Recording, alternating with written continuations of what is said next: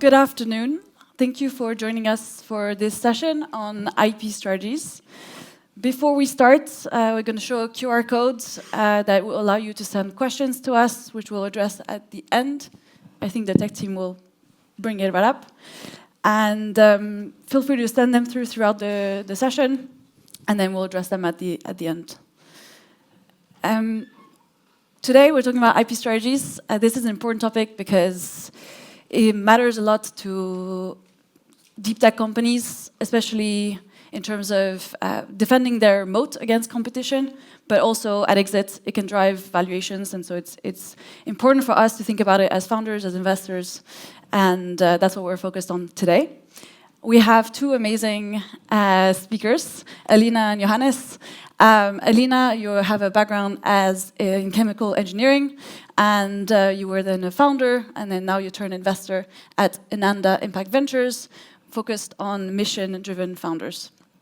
And Johannes, you have a long history in investing, and now a partner at Earlybird-X, focused on deep tech founders, particularly spin-outs out of universities. Thank you both for joining today. I'm Clara. I'm a principal at Transition. We invest in climate founders across Europe and the US and focused on helping them build big companies. And so IP strategies are obviously part of that. We'll spend the session today, we'll start at a more macro level, and then we'll go on more kind of tactical advice, and then we'll get to the questions at the end. Again, if you have the QR codes, you're able to send the questions. Starting at a macro level, we can't really get away from talking about geopolitics, so I wanted to make sure we touch on it to start with. And particularly in the IP space, we talk a lot about the global IP race. We think about China, we think about the US, and we don't talk as often about Europe. So I want to get both of your thoughts, maybe starting with Alina, on the topic of the global IP race, what you've been seeing, and maybe share your thoughts on Europe specifically, how you see Europe evolving in that space. Sure. I'm actually really glad that we're going to start on the macro level because I thought this is an interesting idea. Let's check the numbers. So of course, ChatGPT. And according to ChatGPT, in 2023, 3.5 million patents were filed. The top 5 countries or top 5 patent offices, China, of course, then US, South Korea, Japan, and then the European Patent Office. But of that, if you look at the distribution, it's insane. So number 1 is China, but 50% of the patents were filed by China. And that was so about 1.6 million or so. And for the European Patent Office in 23, they had 200,000 applications. So I think just looking at the macro level, it's shocking that as Europe, we're really, really not prioritizing intellectual property. And I think this poses a massive risk as a continent, and we need to think about this. Got it. Do you have your own perspective on this topic? Yeah, I can add a few interesting numbers also, because, for example, China, you mentioned China, in 1980, there were 50 patents out of China. So you see the evolvement. So they have really strong year-on-year growth on their patents. And if you also look at different sectors or industries where these patents come from, if you look at the AI sector, three-quarter of the patents come out of China. So that's really massive. Yeah, we can dive deeper into these topics later on, but that's, I think, interesting to know how the global situation looks like. Yeah, well, it's helpful to get the numbers. And so from that, what do you believe is the role of European governments, particularly in making sure that deep tech founders can, patent their IP more easily, or how do you feel about governments in Europe? How are they helping or hindering founders in that journey? And more generally, what do you believe is the role of governments in that? Johannes, yeah. Okay, thanks. So when we invest, you mentioned it, we are pre-seed investor. We are backing startups out of university. So there's also IP involved, but it's for us, when we look at or when we evaluate a startup, it's for sure not the most pressing point. The most pressing points are team, product, competition, technology, USPs, tractions, product market fit, market size, and so on. For sure, we also look at IP or patents if it's involved, and we love to see if there's IP involved. We love to see the reports from a patent attorney. When you file a patent, you also have to do like somehow a report to find out if there's a wide space. So it's interesting on the journey, you know, on the whole startup journey. But I think in the beginning it's not that important. But for sure, you have to think about what's your strategy. And looking at, so that's a starting point, and looking how governmental activities influence the whole journey of your startup. Since 2 years, we have this European patent organization, so you can now file a patent on a European level, so that we have a standard for 18 countries in Europe. That helps. That also brings down the costs for the startups. It's still a lengthy process, you know, it's like 1 or 2 years is nothing to set up your patent. It's also expensive if you are a startup early on. To set up patents, it's still 3 times the price in the US, also with these European standardizations. Governments are working on it, but I think there's still a long way to go to have it much easier. I mean, in China, you mentioned the numbers, it costs a few €100 and it takes a few weeks and then your patent is good to go. I mean, it's also about, the question is also how strong are these patents? You know, I think the quality of the patents in the US or in Europe are generally higher than in China.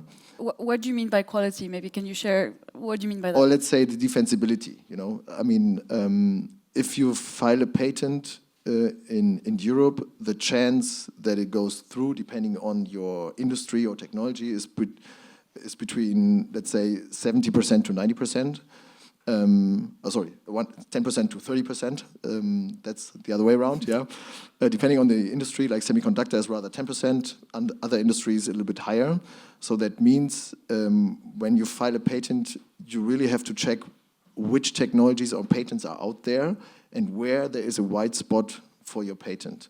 And I've never filed a patent in China, but I can imagine that if it only costs a few €100, that you don't do this patent analysis, what's already out there. So just the strengths of these patents are just smaller. And do you both believe that governments should play a role in making patents easier and faster and cheaper to file, or whose role is it to do that? Is this a problem?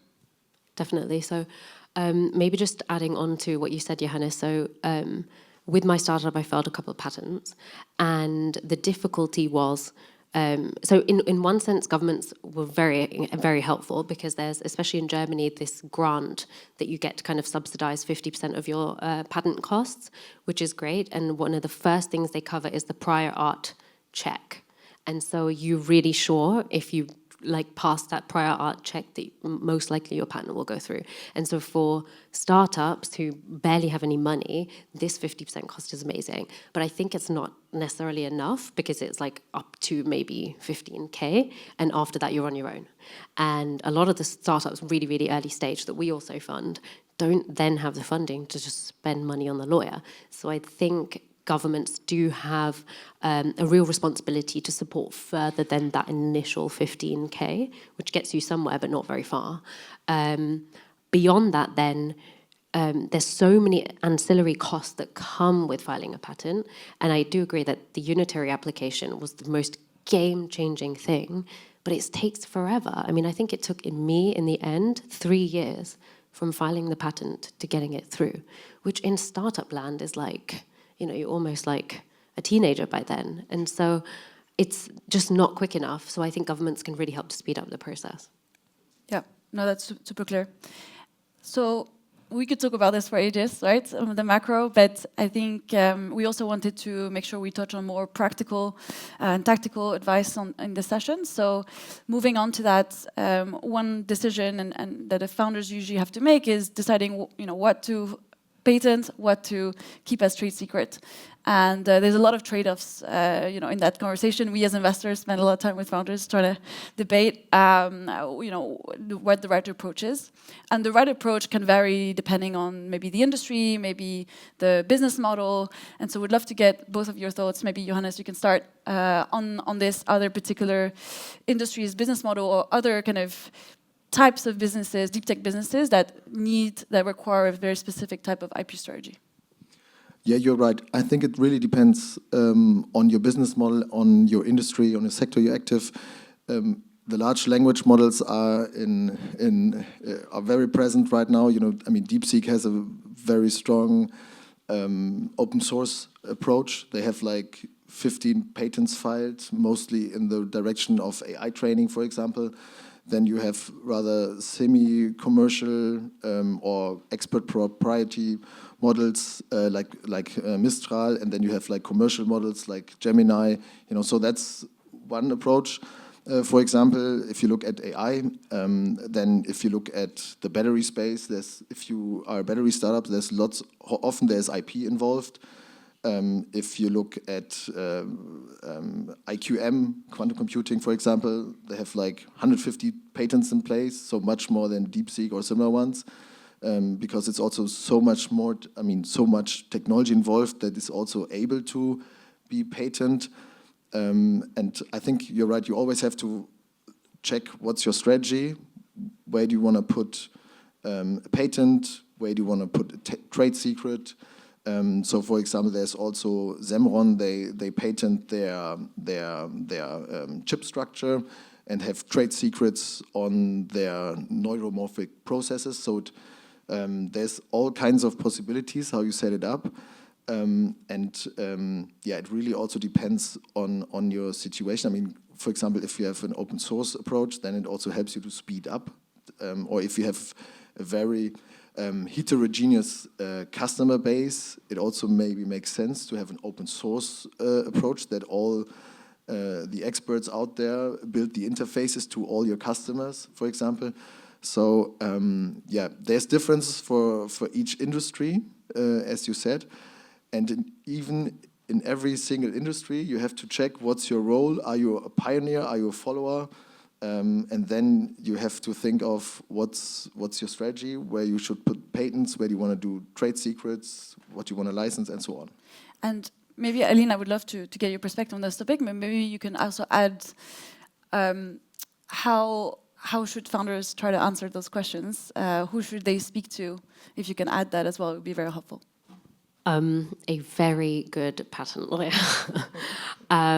And they are worth the money, but I think looking back, if I were to ever file a patent again, I would not only find a good lawyer, but also figure out from them, have they ever been in a situation where there's been a litigation? Because it's all great filing a patent, but if you ever have to defend it, then I want someone who's done this before and who knows how to do that. So if I was ever going to do it again, that's what I would do. And yeah, I think it's incredibly important to get their advice, but maybe not just one, but actually multiple of their advice, and kind of see where does it correlate, what makes sense, and think.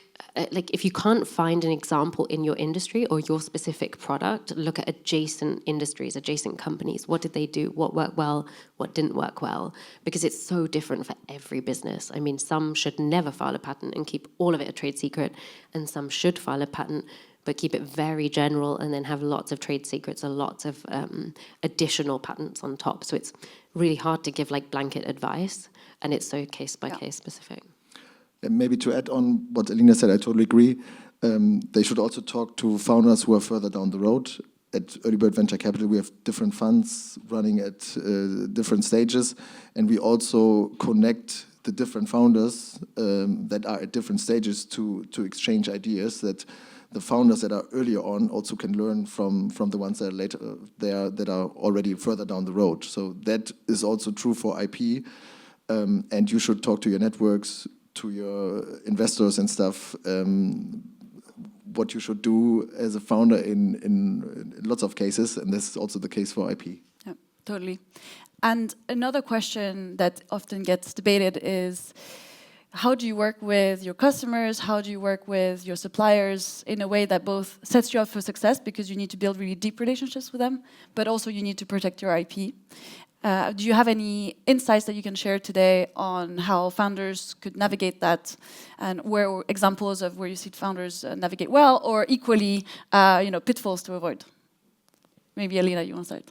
So it's so dependent on what you're building, right? So like maybe it's not even so relevant, but I remember my early conversations with corporates when I was starting out as an entrepreneur, and I was incredibly scared to share anything with them because I didn't have a patent filed.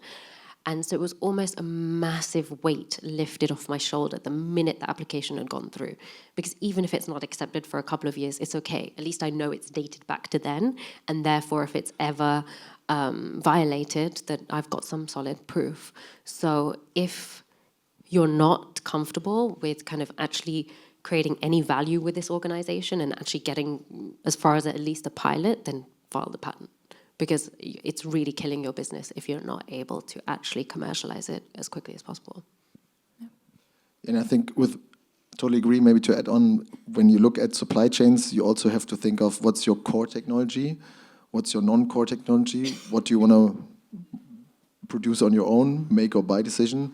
For example, take antibiotics, they have a production supplier agreement with Maxon in place. And if you do so, then you should for sure look for someone who is not your competitor. And then you should also check exclusivity, for example. You should do audits that they keep. If they get access to proprietary data, then you should check that they keep these, that they have certain laws or rules in place to protect your data.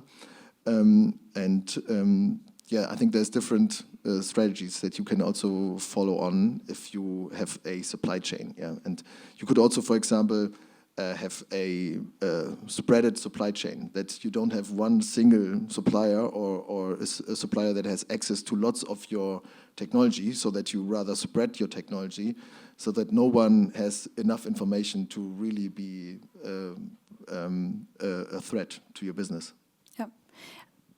Corporates, especially on the customer side, there's also a topic around having, CVCs on your cap table. I think I think there's a lot of CVCs attending Hello Tomorrow, so it's a helpful topic. They can be incredibly helpful as part of the cap table, but of course, as founders, that's also always a bit of a question mark and how they should approach it. What's your perspectives on that? Whoever wants to start. Do you want to take that one? Yeah, I think that also fits to this exclusivity topic. The question is, if you work together with a corporate, what do they really demand? And you can also turn that around.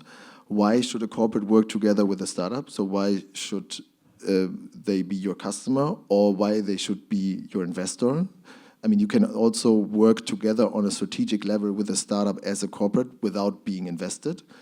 So you really have to have a benefit on being on the cap table, So, and there's, if you look at examples for working with corporates, for example, in the semiconductor space, there's IMEC Expand in Belgium. They have also programs for startups for, let's say, pre-market or pre-competition development together with larger players. Then IP is also shared. I mean, it's the decision of the startup if you want to go this model, But I mean, for sure, that can help to speed you up. You have access to machinery, top-notch machinery. For sure, they also take a share of the costs, for example, for these co-developments. So I think it really depends. But if you go with a corporate together for co-developments or whatever, you for sure have to pay attention that your exit channels in the end, I mean, in the end, typically you want to sell your company at a certain point, that your exit channels are not affected, So if you have a solution for supermarkets and you have an exclusivity agreement with Aldi, for sure it's really difficult to sell your startup then to Schwarzgruppe, for example.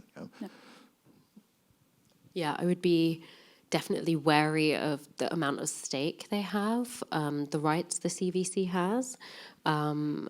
And you need to have an incredible amount of trust because, of course, anyone on the cap table has information rights. And so you want to make sure that the CVC you have on board is really fully aligned with you and what you're building. Yeah, thank you both for addressing that. On the topic of AI, given it's also a key topic for us, and before we're going to head into the questions in a minute. But a question on AI, particularly, we talk a lot about how AI is helping around R&D and kind of new patents, finding new patents.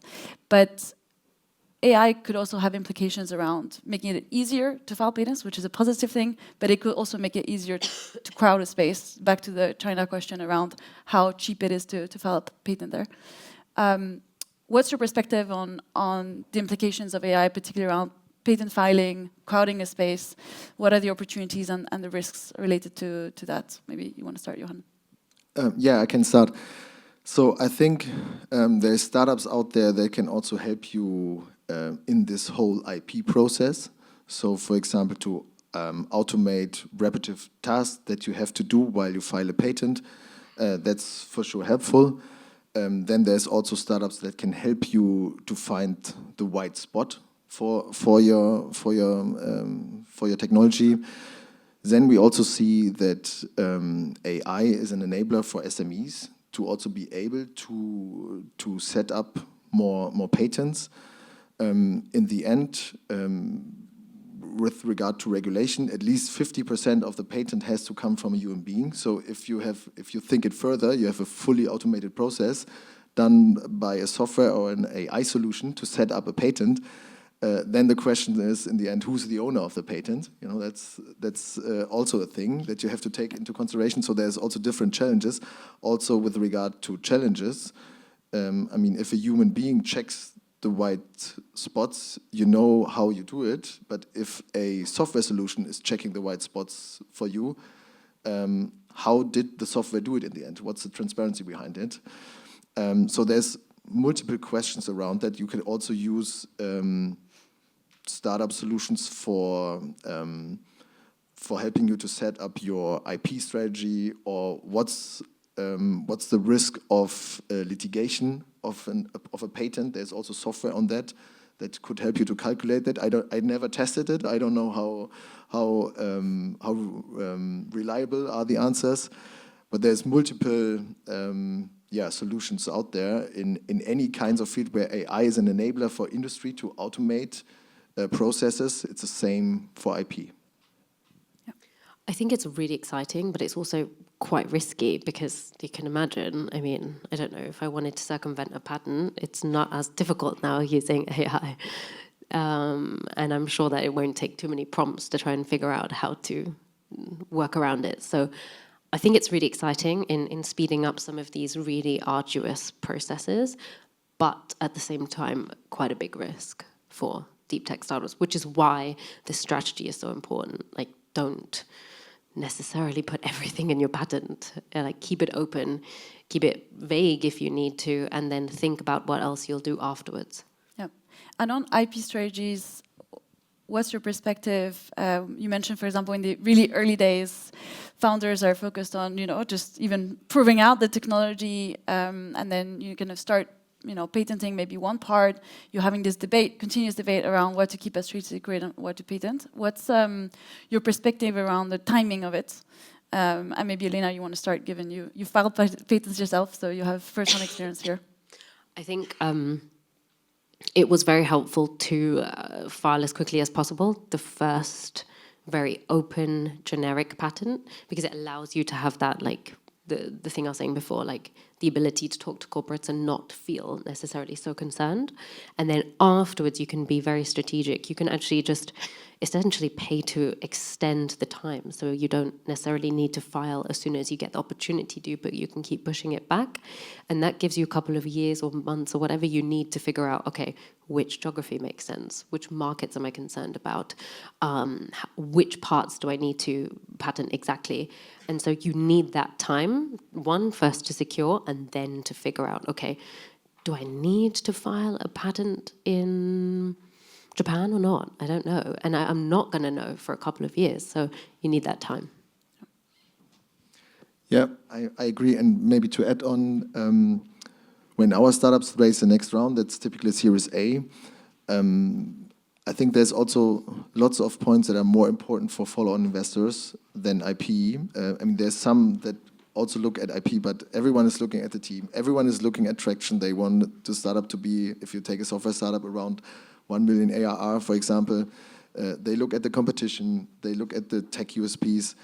You really have to think of when is the right timing to go deeper into your IP strategy. As you mentioned, Japan. What are your main countries where you want to be active? And typically, if you're raising a Series A, you're not active at global markets already. So you really think of that your patent strategy is also in line with your global growth. If your next market is US, you should think of patents in the US and not in India, for example. That should be in line so that growth and IP strategy also fit together. Amazing. I think we're going to move to questions now. I can see the questions. There's quite a few, and some of them are just about diving deeper on some of the topics that we just discussed.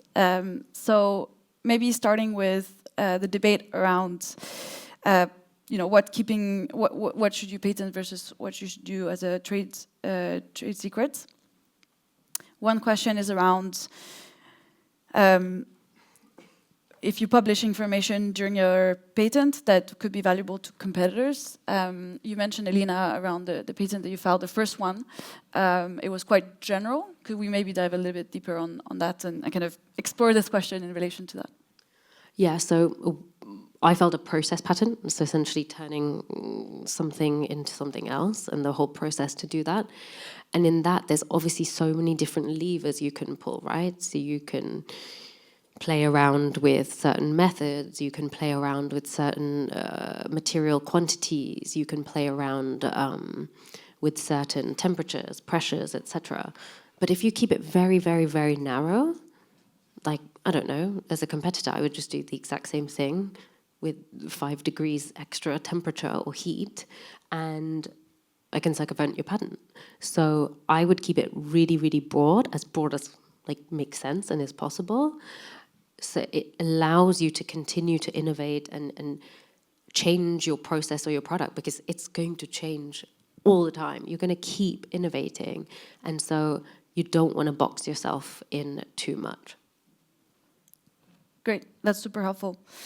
And in terms of trade secrets, maybe Johannes, you have an input on this. The question is around what should you keep at trade secrets? Like, what's the best way to define what is best kept as a trade secret? If there's a way to frame it as what is it that you want to keep as trade secret? Yeah, I mentioned different examples already. Maybe to give another example, I know a startup, they do, for example, 90% of their solution for the customer based on Google Cloud AI, and the last 10% is really like specific development on a biotech level, I would say, dedicated to the customers, and that's, for example, based on trade secrets, what they do. Because the 90% solution is not enough for your customers, and you really need these last 10%, and that's their secret, and that's what they keep internally, for example. Yeah, I mean, it's so case by case dependent, but like, I don't know, say for example, you were gonna mix a couple of materials together, but you kind of know that actually this one material is probably better than everything else. File the patent to include all of them. And they don't need to know which one was the best or why. So, like, it's really strange, but you can then figure out, okay, within this family of these materials, like which one is actually the real one, and what specific percentage of that do you need, and that's your trade secret. Yeah. So you also mentioned kind of patenting enough that people get lost. They cannot they can't really figure out what's actually the thing that is special about what you're building. In terms of we mentioned at the earliest stages at pre-seed, and you guys are both very early stage investors, IP doesn't necessarily matter a huge amount to investors. At that point, you're kind of focusing on team and kind of product market fit. So when does first maybe why does it not matter so much to you? And then we touched a little bit on the timeline, but yeah, do you think it's something that investors start looking at post Series A? When does it start to become like something that founders really need to think about? It's pretty easy to answer why it doesn't matter that much, because typically we give the startup a runway of 24 months, and if you start filing a patent with the money that we gave, the patent will in place after the next round. So the next investor cannot really take into consideration the IP situation, and there's just much more pressing points from an investor point of view. For example, is there a product market fit? Are you solving a problem in the market, and is someone willing to pay for your solution? And when there's someone willing to pay for your solution, you can also think of what's really my strong USPs, what's really my core. I think in the beginning when we invest, startups also test different markets. Is it automotive where my solution fits best, or is it rather machinery, or is it another industry?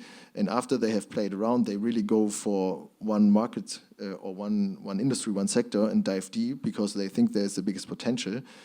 And this is much bigger challenges, I would say, that you have to solve early on than setting up a patent. I mean, it makes sense if you have access to patent because you came out of university to file a broad patent as you described, because it also helps you in the end, but it's not one of your core challenges early on. And as investors, do you also maybe then look at IP and IP strategy as more of a kind of downside protection, or kind of you just check that there's minimum, and there's more like of a sanity check? Is that how you look at it? And if so, kind of what do you do? You mentioned earlier kind of a bit of an IP report. Yeah, very curious how you guys do it. Yeah, probably exactly that. I'm really not so fussed about an application being filed necessarily. It doesn't have to be the prerequisite. Of course, you want to see that something is innovative, but I think there's so many more challenges, right? Like commercialization of this is the biggest challenge. So whether you've got a patent or not is really not super important at the moment or in the beginning, because we go in very, very early, like pre-seed to late seed.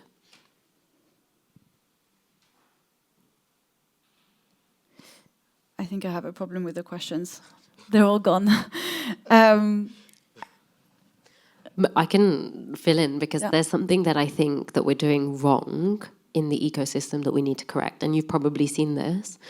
I've been supporting different startups as a mentor, startups coming out of university in Germany.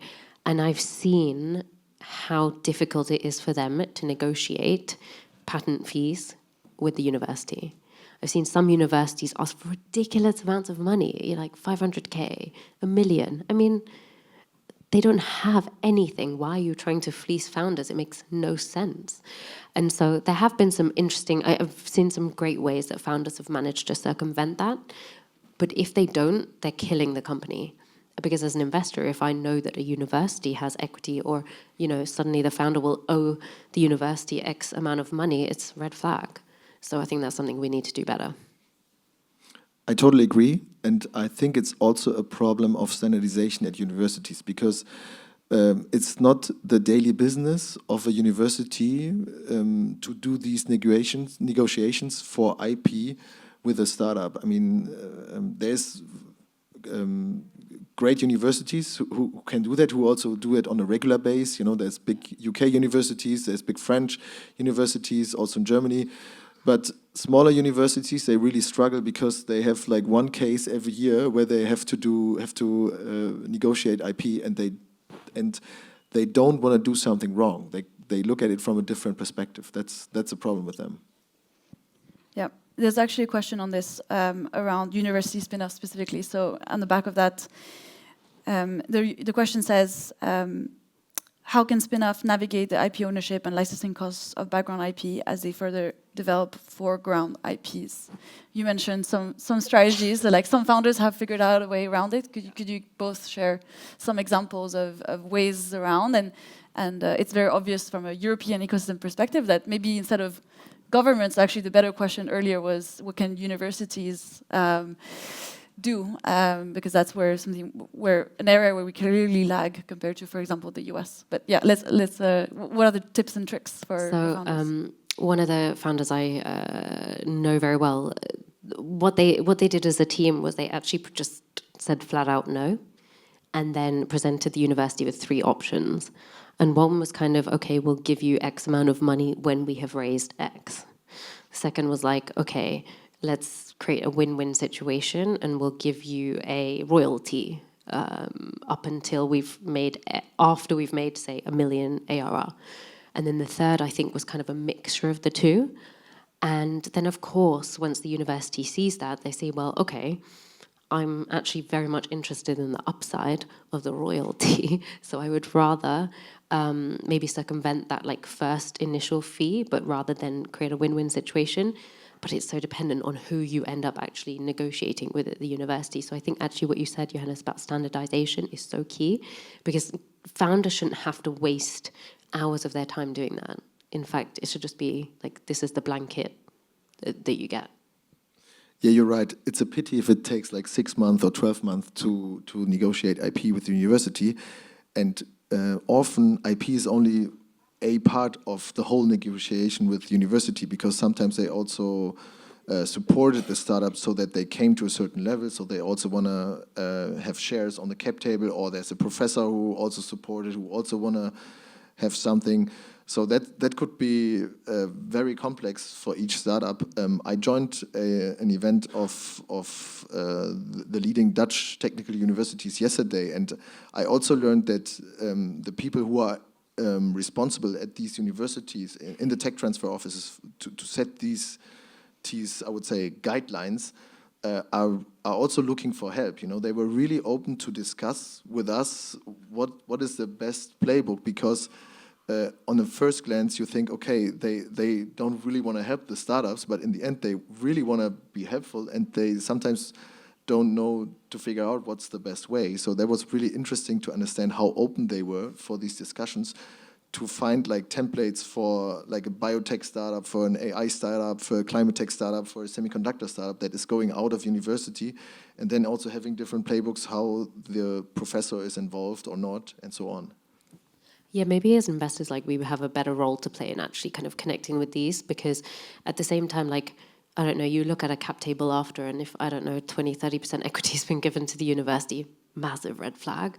So maybe we'll have some education to play in, like, connecting with the university as well, and kind of explaining venture capital to them, because of course it's completely different to what they're used to.